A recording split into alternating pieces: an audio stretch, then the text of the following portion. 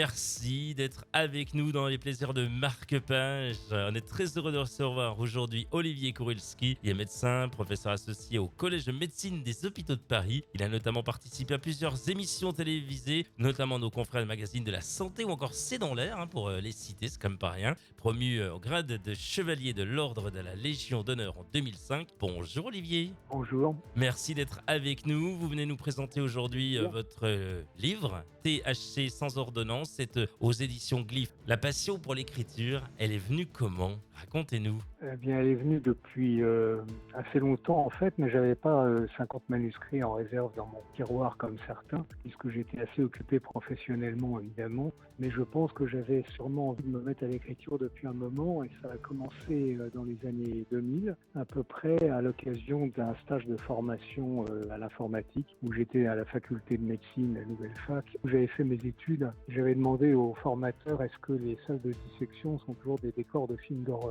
Il m'a dit oui, d'ailleurs une fois il y a eu la mort de trop. Alors j'ai cru que c'était une blague, et puis finalement ça m'a travaillé. J'ai été voir le directeur du pavillon d'anatomie pour me documenter un peu, et j'ai commencé à écrire un roman policier, parce qu'évidemment entrer dans la littérature par le biais du roman policier, pour quelqu'un qui se prend pas au sérieux, c'est un peu plus ludique que de se lancer dans un roman comme ça. Et finalement j'ai écrit ce premier livre en quelques années, en apprenant d'ailleurs au passage qu'il y avait eu effectivement un meurtre à la fac de médecine, ce que je savais pas. Donc ça a été assez amusant, et comme le livre a eu un peu de...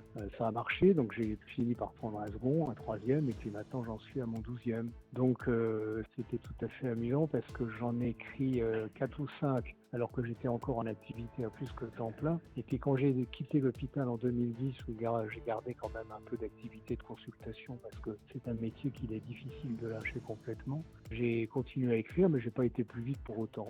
Olivier Kourylski, comment il est né ce roman THC sans ordonnance aux éditions Glyph? Alors ça, c'est toujours très amusant de voir comment naissent les idées, que ça vient parfois d'une étincelle. Moi, j'ai des amis ou collègues qui écrivent des polars, qui épluchent un peu les faits divers, par exemple, pour avoir des idées. Moi, j'essaie de trouver ça dans mon imagination, qui n'est évidemment pas infinie. J'ai été invité dans les Pyrénées par une ancienne patiente et néanmoins amie, qui tenait un gîte, et elle m'a dit il faut que tu viennes voir un peu, te reposer. Alors j'étais dans les Pyrénées. Elle nous a emmenés voir un village complètement abandonné en Espagne, sous Franco, qui était absolument un décor incroyable. Elle me dit tu devrais écrire un livre qui se passe là. Donc j'ai commencé à effectivement imaginer une histoire de trafiquant de cannabis retrouvés coupés en morceaux, etc., dans ce coin-là, et avec enterré, soi-disant, dans le village où il était, en fait. Et donc, bien m'en a pris, parce que j'ai appris au cours de ma documentation que ce coin de la frontière était un passage obligé pour des trafics de cannabis qui venaient d'Espagne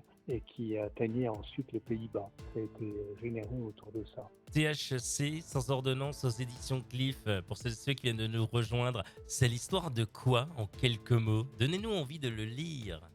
C'est une histoire qui est pleine de rebondissements. C'est vraiment pur plaisir. Il n'y a aucun message sous-jacent là-dedans. Donc c'est l'histoire d'un trafiquant de cannabis qui est trouvé découpé en morceaux, éviscéré affreusement, et donné à manger aux cochons plus ou moins dans un élevage de porcs noirs. Et à ce moment-là, donc la police arrive parce que la gendarmerie est un peu dépassée sur place. C'est vraiment un crime tellement horrible qu'on appelle SRPJ de Toulouse. Donc ils viennent enquêter, et en savant, ils s'aperçoivent que le corps du trafiquant qu'ils ont identifié, grâce à son ADN, le trafiquant en question est mort depuis plusieurs années. Alors ils vont dans le cimetière qui est justement dans ce village abandonné, ils exhument le cercueil, et dans le cercueil il n'y a que des pierres. Et puis un peu plus tard, toutes les personnes qui ont participé de près ou de loin à ce pseudo-enterrement disparaissent les unes après les autres, et en même temps il y a un tueur très dangereux qui s'échappe d'une prison où il était enfermé à Paris, qui rejoint cette région, donc on ne sait pas si c'est lui qui est responsable ou pas. Et donc les rebondissements s'enchaînent du début à la fin, avec même un rebondissement de dernière minute. Je pense qu'il y a pas mal de rythme dans celui-là.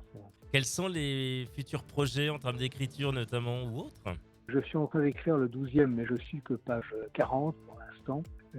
qui commence par une évasion dans une prison connue, qui est une prison de Réau, d'où s'est évadoué Redouane par hélicoptère. C'est une vision assez spectaculaire et qu'on avait appelé la prison en carton parce qu'il y avait plusieurs évasions. Donc là, il y en a une, effectivement, là encore, d'un tueur assez dangereux, qui est un braqueur de banque. Et donc le jeune policier qu'on a déjà vu dans des romans précédents va tomber amoureux d'une gardienne de prison absolument ravissante, dont on ne sait pas très bien si elle est mêlée ou pas à cette histoire. Donc il va, voilà, ça démarre un peu comme ça. Mais c'est celui-là, je n'ai pas encore tout le synopsis dans ma tête, parce que quelquefois je sais où je vais, j'ai une ligne directrice et puis après les idées viennent en écrivant. Et puis de temps en temps je pars comme ça sans savoir très bien où je vais, et les idées vont venir aussi, je pense, en cours d'écriture. Donc celui-là, j'espère le terminer pour le printemps prochain, parce qu'il faut, si je veux être invité au salon, il faut toujours avoir un perdreau de l'année. une certaine pression des salons pour avoir des nouveautés, donc il faut que je le termine. Je me suis mis la corde au cou pour le proposer vers mars-avril. Olivier Kurilski, rappelons que vous êtes l'auteur de THC sans ordonnance aux éditions Glyph. Merci à vous d'avoir répondu à l'invitation des plaisirs de Marque-Page. Avec plaisir.